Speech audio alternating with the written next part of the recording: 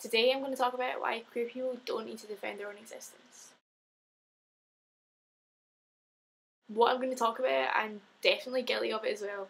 I've said it a lot in the past because I thought that it was helping, thought that it was a good thing to say to get people to understand, but now I realise that it's probably doing a lot more harm than it is doing good. Providing people for reasons or excuses for your queerness just reinforces the idea that your queerness is something that needs to be excused. By stating that you were born this way and that your homosexuality isn't a choice, which may be very well true in its entirety, is all very fine and dandy to begin with, but by saying, I didn't choose this, why would I choose this? Like, if I had the choice to either be straight or gay, why would I go for the much harder option? Why would I do that to myself? It allows heterosexuals to continue to believe that homosexuality is some sort of deviation from a normal or default sexuality. Even if homosexuality was a choice, doesn't take away from the fact that being queer is as perfectly valid, worthy, good and acceptable as being heterosexual. Newsflash here, but queer people don't need to defend their own existence. And this isn't just going out to heterosexual people or heterosexists,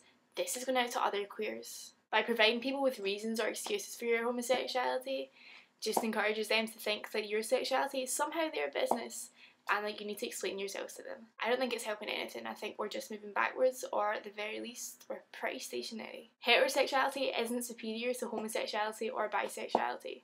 There's numerous sexualities, numerous identities, and they're all on the same level. None of them are superior to each other. Just because one thing's more common doesn't mean that it's better, more valid, more worthy or right.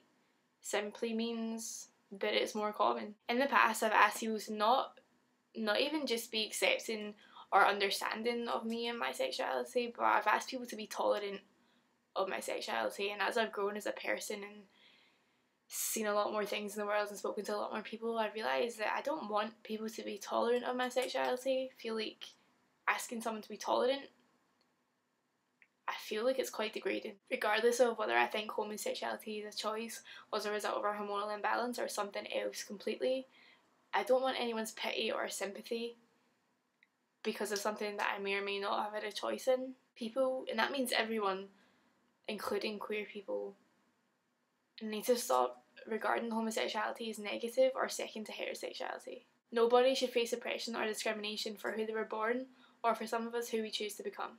What do I want? I just want for it not to be an issue. I don't want people to have to come out. I don't want people to have to explain themselves to anyone, including themselves, their best friends, their parents.